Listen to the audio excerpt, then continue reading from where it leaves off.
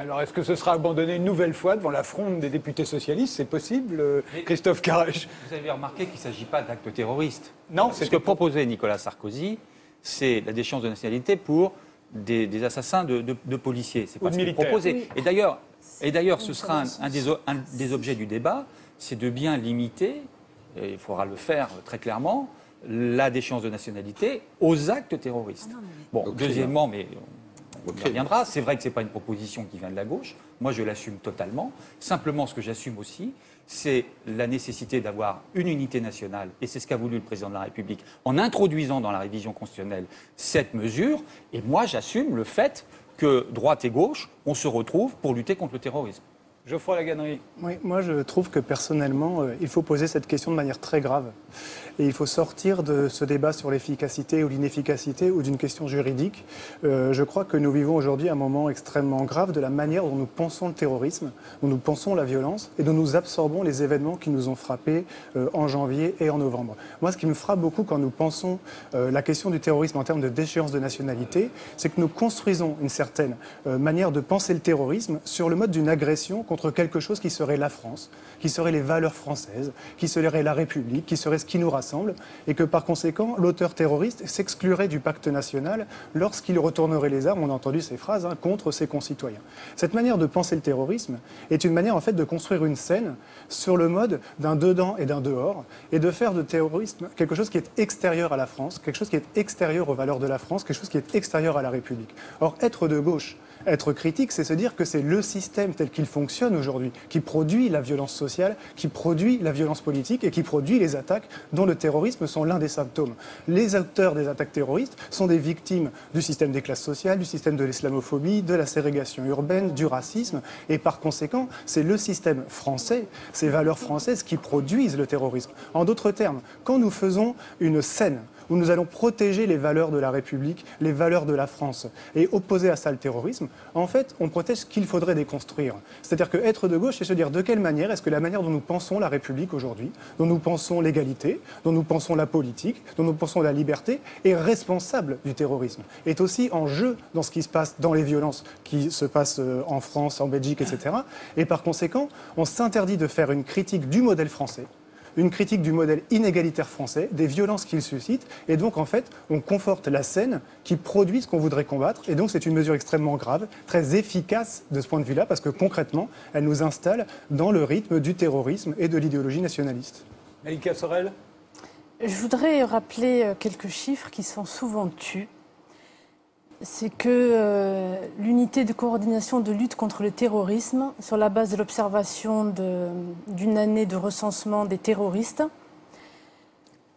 de ceux qui partaient vers le djihad, a mis en évidence que 67% dans les profils étaient issus des classes moyennes, 17% des classes supérieures. Non mais ça, il faut tout de suite dire, moi je veux tout de suite dire, non je sais qu'il ne faut pas interrompre, mais parler de violence sociale, c'est pas seulement parler de revenus.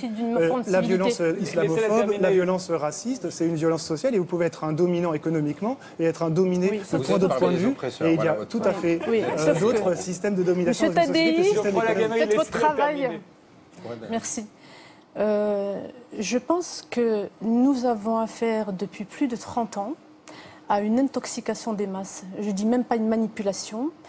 Il y a le fait, effectivement, il y a des sentiments de narcissisme qui s'expriment, qui tendraient à faire croire aux Français qu'ils sont responsables de tout. Et ça, c'est une forme de narcissisme. Et de ne pas penser qu'aujourd'hui, le terrorisme soit autre chose. Bien entendu, il y a des raisons intérieures à la société française, et j'en dirai deux mots. Je l'ai écrit dans différents ouvrages, et c'est accessible à chacun. Les chiffres que je viens de donner parlent d'eux-mêmes. Le fait de lire, il y a 2 jours, une tribune de M. Macron, ministre de l'économie, qui ramène une nouvelle fois tout à l'économie, m'a fait bondir. Parce qu'on a tendance ces dernières semaines à dire qu'Emmanuel Macron, finalement, c'est les jeunes, la relève. Mais il pense comme ceux d'il y a 30-40 ans. Donc il n'est pas si jeune que ça dans sa tête. Ce qu'il dit est faux.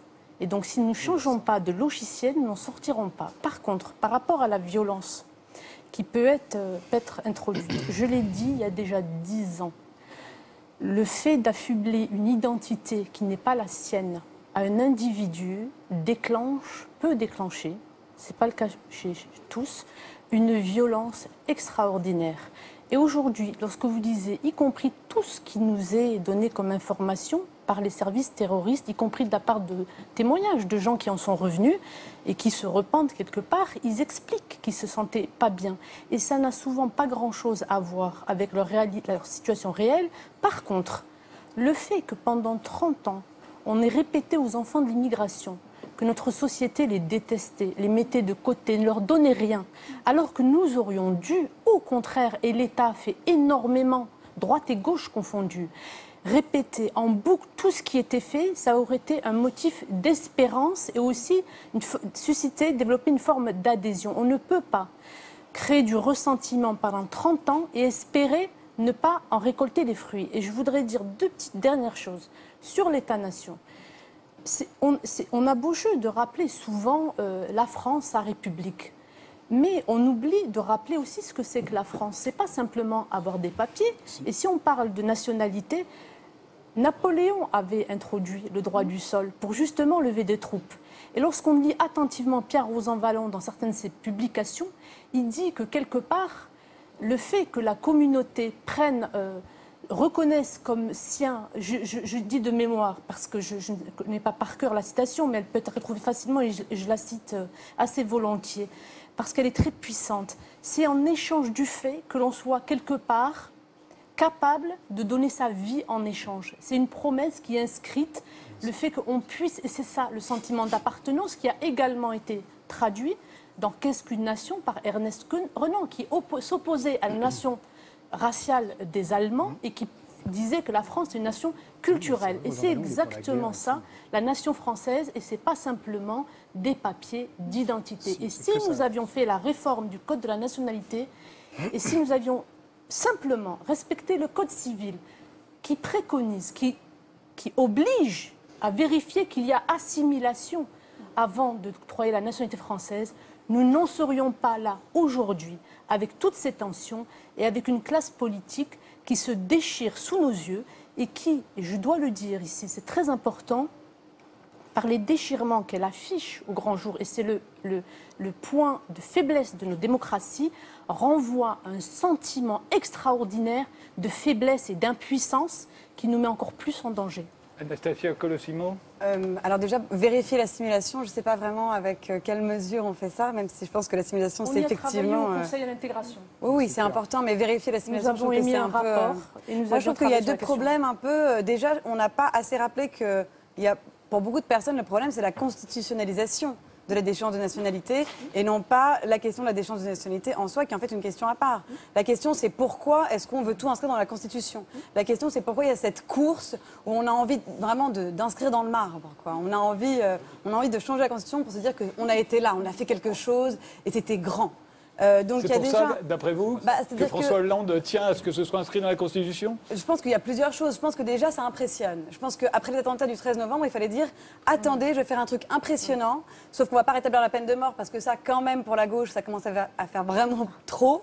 Mais on va dire la déchéance de nationalité, ça va, c'est un peu soft. Et en réalité, il y a une réalité derrière, c'est que c'est inefficace. Et Manuel Valls l'a dit lui-même, enfin c'est pas moi qui l'invente. Quand vous dites qu'il a dit que c'est vrai. Comment ? C'est pas parce qu'il a dit que c'est parole d'évangile. Et surtout, il y a une forme d'ironie extraordinaire qui est que... Non, mais surtout qu'il y a une ironie extraordinaire qui est que les terroristes, quand ils... Enfin, je veux dire, les personnes qui partent vers la Syrie, la première chose qu'ils font en arrivant à Raqqa, c'est quand même de brûler leur passeport français. Mais c'est l'exemple même du geste symbolique. Quand vous appartenez à une démocratie et que vous brûlez votre passeport, vous allez à un consulat et vous en demandez un autre. C'est ça le geste symbolique, c'est pas la déchéance. On peut pas répondre à des gens par du symbole. Il faut commencer à faire des choses concrètes. C'est justement, on n'est pas dans le domaine du symbole, on est dans le domaine de la répression du terrorisme. Alors je suis désolé, dès qu'on aura réformé la société française, c'est-à-dire à peu près dans les 250 ans à venir, on pourra discuter de la déchéance. Non, ne prenons pas le problème comme ça. On a eu du terrorisme comme le TA, on a eu du terrorisme comme l'IRA, on a eu du terrorisme interne. J'accepte votre argument. Mais où sont les réformes de fond ? Où sont les réformes sur l'éducation ? On n'est pas là-dessus, on est sur la déchéance de la nationalité. Moi, je suis très étonné d'entendre qu'on déséquilibre la parité entre citoyens français. D'abord parce que la déchéance existe dans le Code civil, hein, vous savez, aujourd'hui, pour trafic de drogue. Alors, semble-t-il, le trafic de drogue, c'est plus grave que le terrorisme. Donc là, effectivement, on ne discute pas. Deuxième chose, on rompt l'égalité entre des binationaux, enfin des binationaux nés ou des binationaux naturalisés. Il me semble que c'est de l'égalité, au contraire, de les traiter exactement de la même façon. Et sur le plan de l'opérationnalité, moi j'aimerais bien qu'on ait refait le schéma, par exemple, sur tous les attentats qu'on a eus en 2015, pour savoir combien de personnes seraient touchées par cette mesure. Aujourd'hui, on ne discute pas là-dessus. On ne se dit pas, est-ce que Abdeslam aurait été déchu, etc. etc. Qu'est-ce que ça aurait comme conséquence pratique? Attendez, j'en termine. On ne parle pas de ceux qui vont se faire sauter, on parle de tout le réseau. L'artificier, vous le mettez dans quelle catégorie? C'est un délit ou c'est un crime? C'est un crime. Et donc, on est dans quelque chose qui est le démontage de quelque chose qui est très grave. On n'est pas en train de discuter sur la philosophie. En fait, c'est les complices auxquels vous pensez, Pierre Conessa. Vous pensez aux complices des actes terroristes, pas ceux qui se font sauter, mais ceux qui ont servi à... J'entends l'argument me disant, vous savez, quelqu'un qui va se faire sauter, il s'en fiche. Alors que vous pensez comme ça lui importe, l'indignité. Il ne va plus aller voter. Effectivement, ça c'est vrai, je suis d'accord.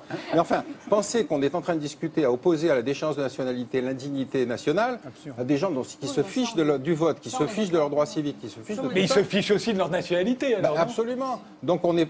Justement, si ça, ils s'en fichent, laissons-les vivre leur hijra dans le monde musulman. Très bien. Alors, terminez, Anastasia Colosimo. Non, mais ce que je voulais dire, c'est que le problème, c'est que ce truc de dire c'est symbolique, là, on a vraiment l'impression qu'on se moque de nous, quoi.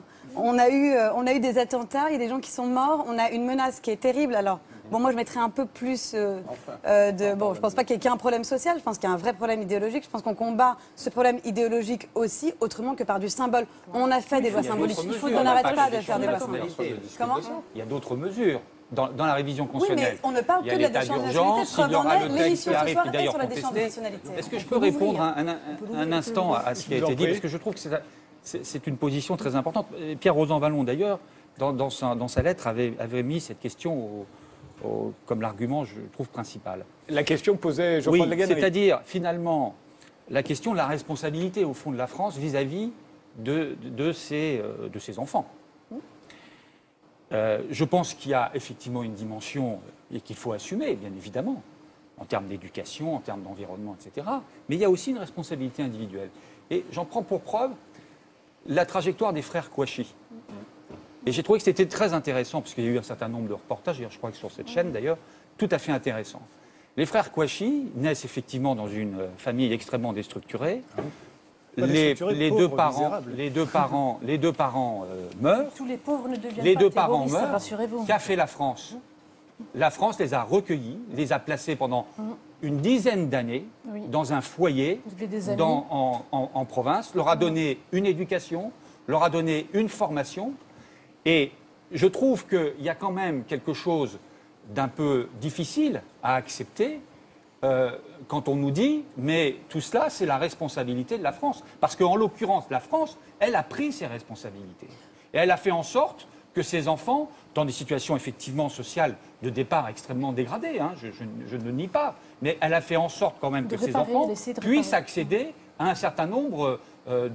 puissent s'intégrer tout simplement dans la société française. Et je pense qu'un certain nombre d'autres enfants qui ont été pris en charge, eux, se sont intégrés. Donc il y a bien un moment quand même où il y a une forme de responsabilité qui s'exerce. Et ça, on ne peut pas la nier.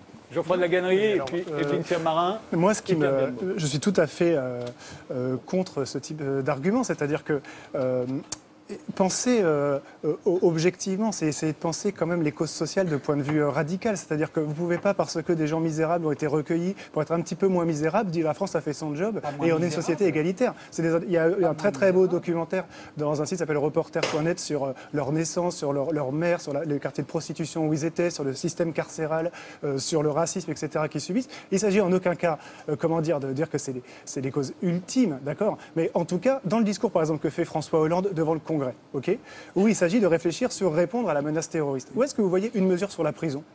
Où est-ce que vous voyez une mesure sur l'école? Où est-ce que vous voyez une mesure sur la distribution des revenus? Où est-ce que vous voyez une mesure sur l'agrégation urbaine? Où est-ce que vous voyez une mesure sur la construction de mosquées? Vous n'en voyez aucune. Pourquoi si vous voulez parce que la prison est, comme on le sait, l'un des lieux essentiels de la radicalisation aujourd'hui. Non, mais laissez-moi terminer. Christiane Taubira a dit l'inverse. Elle a dit à l'ONU que seulement 16% des cas de radicalisation est en prison. Ces 16%-là, alors je crois la garde des Sceaux, je pense qu'on est mieux placé. Alors, terminez, Geoffroy de La Gannerie. Ce que je veux dire, c'est qu'il est très important de penser que l'État doit être un lieu de la rationalité, doit être un lieu de l'élaboration rationnelle contre les passés. C'est rationnel gérer le terrorisme. Que des enfants qui n'ont pas de parents soient pris en charge on est rationnel quand on est François Hollande. Quand on va devant le Congrès réfléchir, on se dit, on va poser rationnellement. On ne va pas y réfléchir seulement en termes de passion. Ne parlez pas tous ensemble. On va réfléchir en termes des causes. Et être de gauche, c'est réfléchir sur les causes, c'est pas réfléchir sur les effets qu'un discours réactif.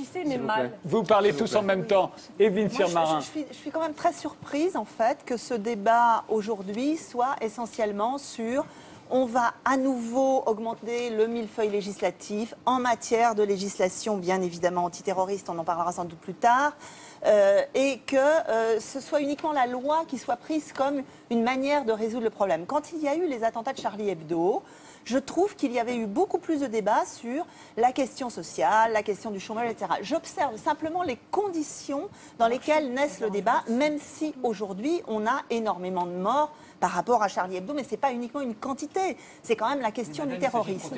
La deuxième chose que je voulais dire simplement, c'est qu'il me semble quand même que on est quand même au pays du père Ubu, parce que comment peut-on s'imaginer, quand on est dans l'institution judiciaire, en tout cas c'est ce qu'on vit tous les jours, figurez-vous que quand les gens sont expulsés, là on va les déchoir de leur nationalité dans 10 ans, 20 ans, 30 ans, quand ils auront fait leur peine. Très bien.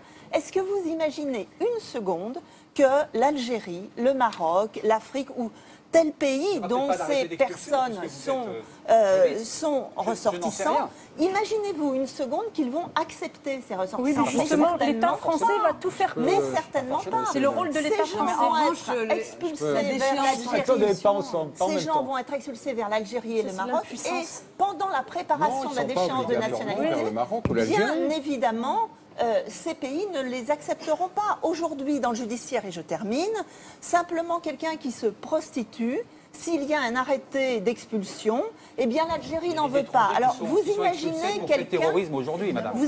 quelqu'un qui a commis un crime terroriste, leur pays d'origine, comme on dit, qui est aussi finalement leur pays où ils seront expulsés, n'en voudra pas. Donc c'est totalement aberrant, ne serait-ce que du point de vue de l'efficacité judiciaire. Je voudrais s'il vous plaît intervenir sur la question du terrorisme. Ils n'ont pas pu abandonner leur statut de binationalité. Ils n'ont pas pu abandonner leur statut de binationalité. Pourquoi ? Parce que l'État, par exemple, algérien, refuse qu'un Algérien devenu français ou marocain, donc il se trouve dans une situation impossible. Alors justement, Pierre Conessa, dans votre guide du petit djihadiste, vous faites allusion à ceux qu'on a déchus de leur nationalité. C'est arrivé déjà, mais eux, ils n'étaient pas nés français, ils avaient acquis la nationalité. Et vous dites, ils vont devant la Cour européenne des droits de l'homme et ils refusent d'être expulsés, et donc la France les garde. Donc ils n'ont plus la nationalité française, mais ils sont toujours chez nous. Et puis ensuite, ils reconstituent leur réseau. L'exemple de Saïd Arif est particulièrement intéressant, et donc ils repartent à l'étranger pour organiser d'autres attentats terroristes. Donc si on se refuse à considérer le fait plutôt que les principes, c'est-à-dire parler du fait terroriste au lieu de parler des grands principes, on passe complètement à côté du sujet. Les juges antiterroristes disent aujourd'hui que les gens qui reviennent de Syrie, à 80%, ne sont passés ni par la mosquée ni par la prison. Donc je veux bien qu'on réforme les mosquées et les prisons, mais encore une fois, il vaut mieux connaître le phénomène que de parler des principes. Et là, on est dans un sujet où, malheureusement, le reportage que vous avez montré sur le discours de Grenoble est atterrant pour la classe politique. Cette espèce de jeu de rôle où quand quelqu'un dit quelque chose, les autres disent exactement le contraire, c'est lamentable pour un citoyen comme moi. Et après qu'on me dise que ça vient du Front National ou d'autres choses, peu importe. Si le Front National boit du thé, est-ce qu'il va falloir interdire de boire du thé à gauche et à droite? Je veux dire, on est dans un débat complètement sans aucun rapport avec la réalité. Valérie Debord. Oui, juste en quelques mots, je pense qu'il faut arrêter de considérer que tout ça n'a que des causes sociétales. Il y a des causes sociétales, certes, et on peut y travailler, et la France y travaille, avec un volontarisme qui, à mon avis, et pas qu'à mon avis d'ailleurs, fait pâlir d'envie beaucoup de pays dans le monde. Aujourd'hui, par contre, il faut quand même bien se rendre compte dans quelle situation nous sommes. Bon, là, on est assis confortablement. Il faut quand même voir le nombre de personnes qui sont décédées, le nombre de familles qui sont déchirées, les parents, les mères, les pères qui vivent dans cette angoisse absolue d'avoir leurs enfants qui sont partis. Il faut apporter des réponses. Il faut apporter des réponses aux victimes du Bataclan, aux victimes de Charlie, aux victimes de l'Hypercacher. On voit bien qu'on est sur une spirale infernale. Donc je crois que là, il faut des mesures. Nous avons, demandé des mesures dès effectivement les drames de Charlie et de l'Hypercacher. Nous sommes contents que cela arrive, mais nous souhaitons évidemment aller beaucoup plus loin. Et puisqu'on nous propose une constitutionnalisation, je suis d'accord avec vous, nous pensions qu'une loi simple suffisait. Mais néanmoins, par souci justement de faire en sorte que les Français ne voient pas une cacophonie politique, nous ne sommes pas rentrés dans ce jeu de rôle où nous aurions pu dire, puisque c'est François Hollande, nous l'assumons, nous le voulons, nous vous demandons de le faire, vraiment. Et nous souhaitons que cela se fasse. Parce que cette cacophonie devient insupportable. Et les Français... en même temps, politiquement, là, vous êtes complètement... Très sincèrement, c'est volontariste. C'est quand même nous qui l'avons demandé en premier, donc on est plutôt content qu'on soit venu sur nos idées. Oui, bien sûr, mais là, donc, Hollande vient chasser sur vos terres. Je termine. Mais chasser sur les terres, mais où est le problème? Parce que je pense que c'est la stratégie. Madame, je pense que c'est la stratégie. Je pense que la seule urgence de François Hollande, c'est les élections. Non, mais madame, c'est peut-être ça pour lui, mais pour moi, non. Moi, je vois des gens qui sont désespérés, je vois des gens qui ont eu leur famille qui sont morts. Moi aussi, je vois des gens désespérés, madame. Je crois qu'on habite dans la même ville et dans le même pays. Non, peut-être pas dans la même ville, mais en tout cas, aujourd'hui, si vous voulez, qu'est-ce qu'il se passe? Il se passe qu'il faut prendre des décisions fermes et il faut faire en sorte que ces décisions avancent. Donc des décisions fermes, où sont-elles? Nous souhaitons, nous faisons des propositions dans le cadre de la loi organique, puisque nous souhaitons, puisqu'il y a une réforme de la Constitution, article 34, il doit y avoir une loi organique d'application.